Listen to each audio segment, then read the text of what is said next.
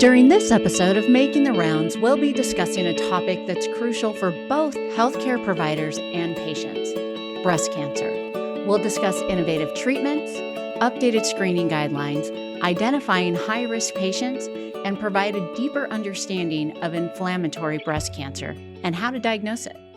To learn more about this topic or other oncology-related services at Banner MD Anderson Cancer Center, please visit bannerhealth.com/cancer. Making the Rounds dives into medical topics with those who know them best, healthcare providers. My name is Bridget, and I'll be your host for today's episode. If you're new to our podcast, thank you for tuning in. And if you're a regular listener, welcome back. Joining me today on Making the Rounds is Dr. Khong, medical oncologist specializing in breast cancer at Banner MD Anderson Cancer Center and Section Chief of Medical Oncology and co-director of the Comprehensive Breast Cancer Program at Banner MD Anderson Cancer Center. Thank you, Dr. Khong, for joining me today, and welcome to Making the Rounds. Thank you for having me. Well, we're excited to have you here to discuss this topic that I'm sure has most of our listeners have either experienced, have a family member, have a coworker, have a friend of a friend, and that's breast cancer. And we're really excited to have you here today for you to share your expertise in this field of medicine and treatment. But before we get started, Dr. Khong, can you tell us a little bit about yourself? Yeah. So I have been doing breast cancer for a long time. So I initially, actually, my specialty is immunotherapy. So I train with one of the most famous, if not famous, cancer immunologists in the world, Dr. Steve Rosenberg at the NCI. So he's considered the father of modern field of cancer immunotherapy. So therefore, so later I branched out into breast cancer, and because I had a lot of patients when I left the National Cancer Institute who had breast cancer disease, and therefore I had a strong interest, at least to focus on that. So I trained at the National Cancer Institute in Washington, D.C. area, and then I went to University of South Alabama to head the laboratory of immunotherapy there.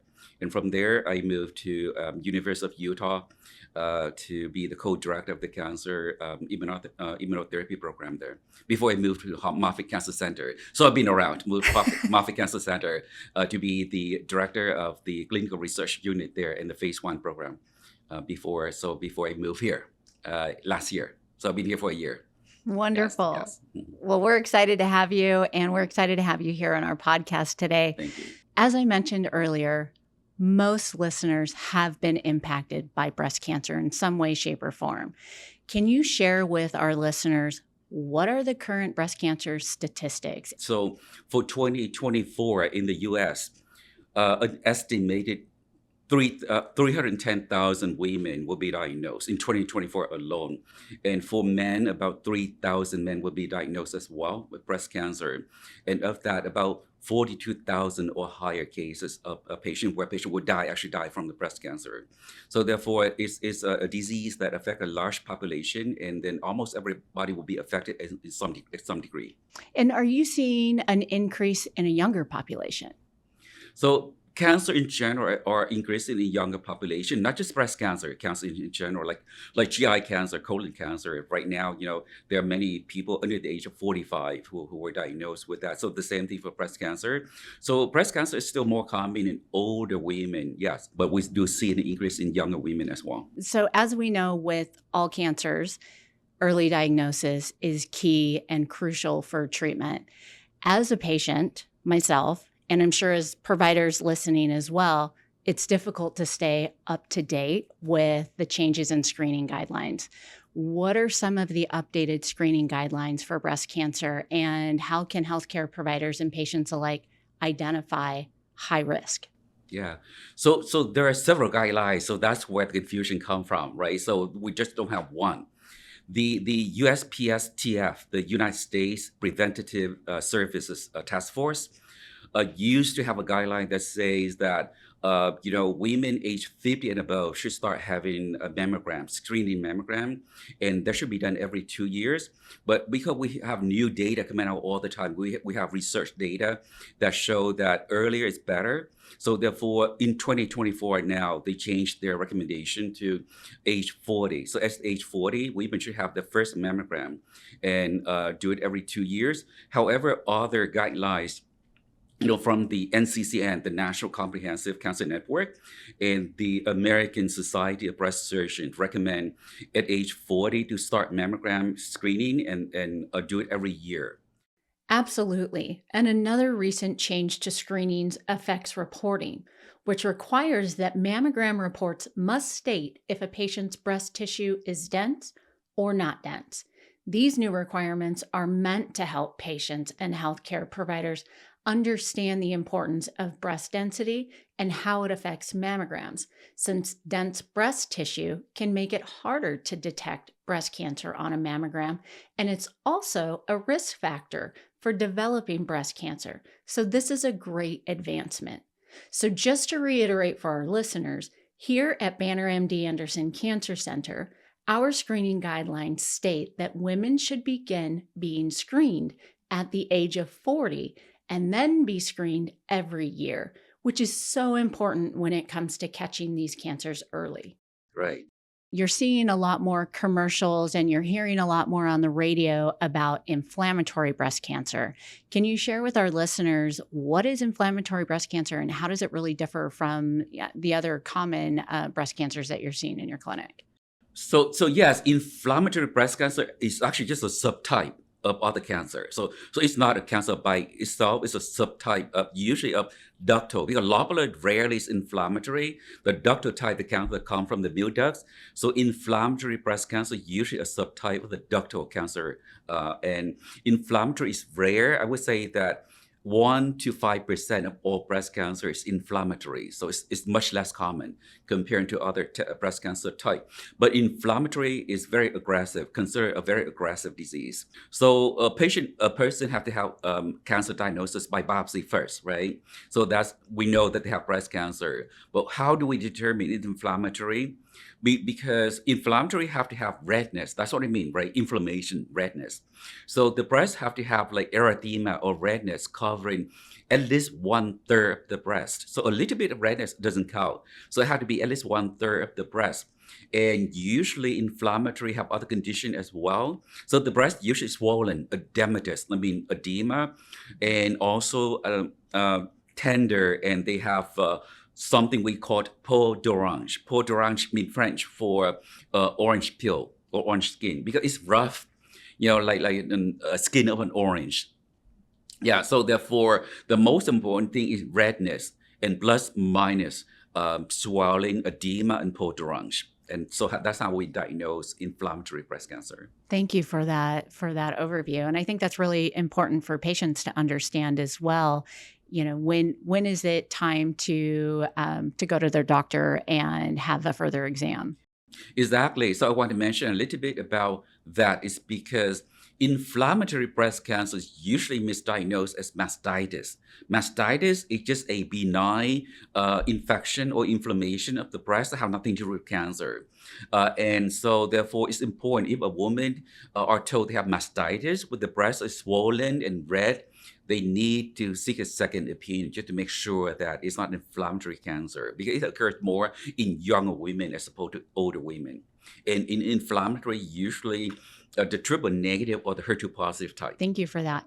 And so are all of these cancers that you're discussing right now, are these diagnosis for both men and women, or do you see a different specific type of cancer for the male population that are coming in your clinic? Yeah, that's a very good question, actually. So there is a difference.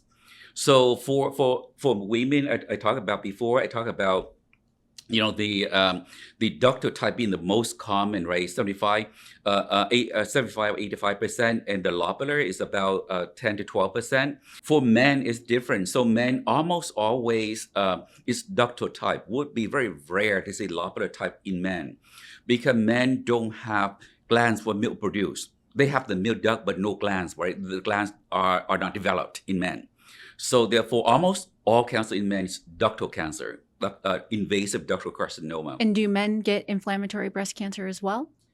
Men do get that, but it's rare. Remember, I say inflammatory breast cancer is usually the triple negative type and the HER2 positive type, because those are very rare in men. So therefore, it's very rare for that to happen in men. Thank you for sharing that with us.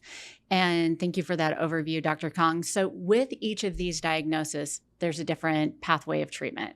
Could you provide us an update on the latest medical treatments that you provide for your breast cancer patients here at Banner MD Anderson Cancer Center?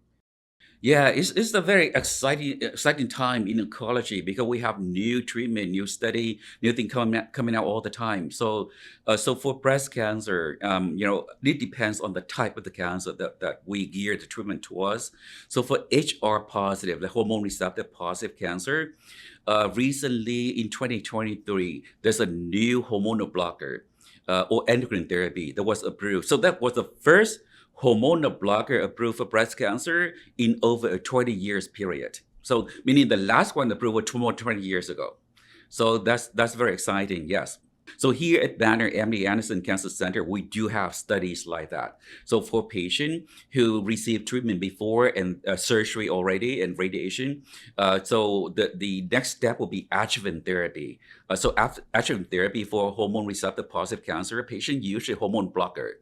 So therefore, we can randomize patient in two groups. One group receives standard of care hormonal blocker, and one group receives the new pill. So therefore, there's no placebo. Patient receives standard of care regardless.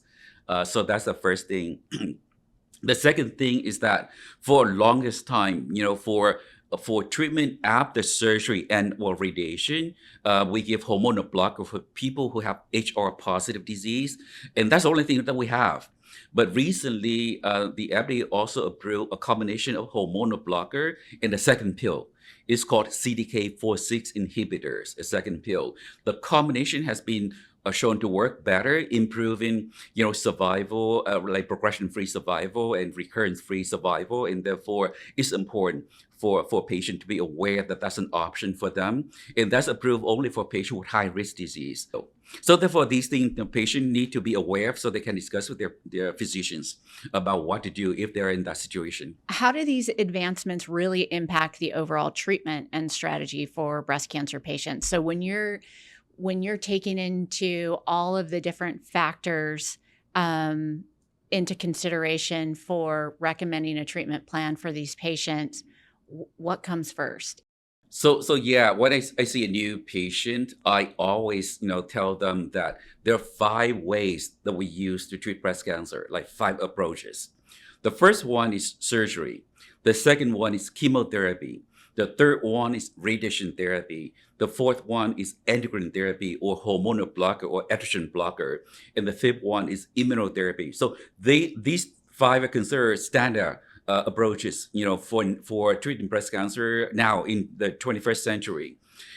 But doesn't mean that doesn't mean that all people receive all 5 treatment modalities. So therefore, we select patient based on what we see. So that's the sequence that we do. So there are a lot of things involved. So we have to look at the cancer very carefully about the size, the grade, the ER/PR, HER2, the lymph nodes involvement, all of that, and the stage as well to make a final recommendation about what to do.